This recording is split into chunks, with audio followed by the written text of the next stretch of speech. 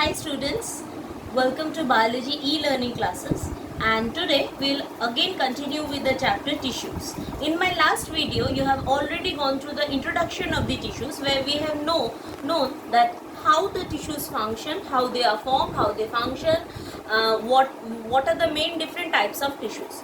We have already shown the main different types of tissues, that is the plant and the animal tissues. We were going through the details of the plant tissues. Now coming to the plant tissues were mainly divided into two, that is the meristematic tissues and the permanent tissues. Today we'll go through the details of the meristematic tissues and the permanent tissues. First we'll come to the meristematic tissues. Now meristematic tissues are, as I have already said, that they found in the regions in the growing regions. What are the growing regions? Mainly the tips of the plant, which actually increases the length as well as the girth, the height of the plant, right? So this is meristematic tissue. Okay, now the meristematic tissue is usually of three types: apical, lateral and intercalary. First we'll come to the apical meristematic tissue, which are usually responsible for the growth of stem and root in the parts. They are usually present in the tip and are responsible for increasing the height of the plant. Okay, they are found on the tips of root and stems. Okay, next we'll come to the lateral meristematic tissue, which is usually responsible for increasing the circumference of the middle part of the stem and hence are found over there. They are also found in roots but in small amount. The last one is the intercalary meristematic tissue. These are the tissues which are present at the internodes. What are the internodes? The distance between two nodes. Now what are nodes? Nodes are the places from where a branch grows. Okay, so the distance between the two nodes are known as the internodes, and the intercalary meristem are found over there. Okay, mainly where the leaves are attached. If you go through the diagram, okay, this is the basic, this is the apex of the stem and this is the root tip. Okay, next we'll before coming to the permanent tissues, I have already told that there are no vacuoles in the meristematic tissues, especially the intercalary meristem. Now why there are no vacuoles? Because vacuoles are responsible for storage of food in water. Okay, the intercalary tissues do not usually store them. They are rather responsible for manufacturing them.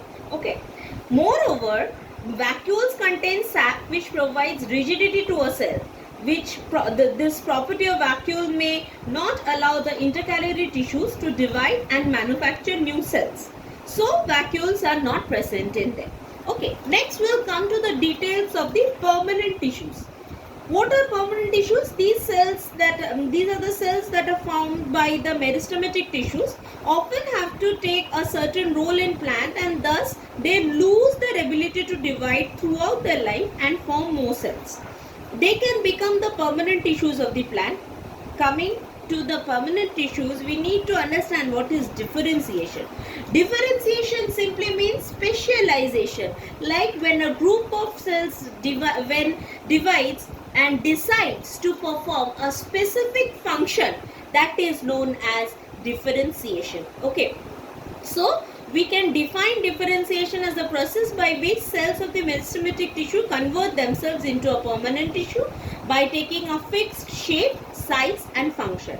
Okay, now there are basically two types of permanent tissue. The permanent tissue, rather we can say that the permanent tissues can broadly be divided into two types, that is the simple permanent and the complex permanent.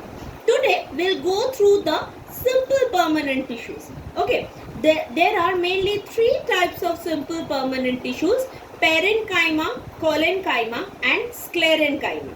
Okay, first we'll come to the parenchyma. These tissues are responsible for photosynthesis, storage of food, gaseous exchange and floating of plants.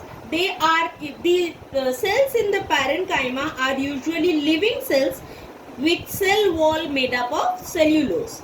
The parenchymatic cells have large intercellular space between them. They have thin cell walls surrounded to each other, and they are found in the leaves and newly formed branches. Next, we'll come to the details of collenchyma. Okay, these are the tissues which are responsible for providing flexibility to the plant, so that when there is huge wind, the plants may move from, they don't move actually, they can actually go with the wind. Okay, they are responsible for providing flexibility to the plant so that they can easily bend. Okay, they are a group of cells made up of cellulose and pectin, and they have little intercellular space between them. The cells present in the tissues are broad and irregularly thickened at corners. Okay, they are also present in leaves and stem of the plant. Lastly, coming to the sclerenchyma, these tissues are responsible for making plants hard and rigid. So they only make up the covering of the plant. Okay, and usually these cells are dead cells which are made up of lignin only. They don't have intercellular spaces, because intercellular spaces can make the tissues flexible. Since they are responsible for providing strength, so they don't have intercellular spaces. The cells are usually long structure with thick walls, and they are found in stems, veins of the leaves, coverings of nuts and seeds, etc. Apart from these three, there are two more again special type of parenchymatous tissues, that is chlorenchyma and aerenchyma. Okay, what is chlorenchyma tissue? These tissues are similar to that of the parenchyma, but they contain chlorophyll in them. That's why they are together called chlorenchyma. Due to the presence of chlorophyll, they are capable of performing actually photosynthesis in plants. Coming to the aerenchyma, they are found in aquatic plants. They are also similar in structure to that of the parenchyma, but they have large air cavities in them. That's why the name aerenchyma. These cavities, they help to allow the aquatic plants to float in water. Okay, now you can see these are the various pictures of the different types of permanent tissues. This is parenchyma, where you will find the intercellular spaces and very less cell wall, very thin cell wall. This is collenchyma, where the cell wall is thickened and only at the corners, and there is very less intercellular spaces. And this is sclerenchyma. Okay, there is no intercellular spaces in between them, and the cell wall is usually too thick. Okay, now after we see this, these are the detailed diagram of parenchyma, collenchyma and sclerenchyma tissues. Please go through the diagrams thoroughly, because they can come in exams. Okay, now after we finish the simple permanent tissues, we need to know a term which is known as the epidermis. What is epidermis? Epidermis is the outermost layer of the cell. Okay, and it covers the entire plant.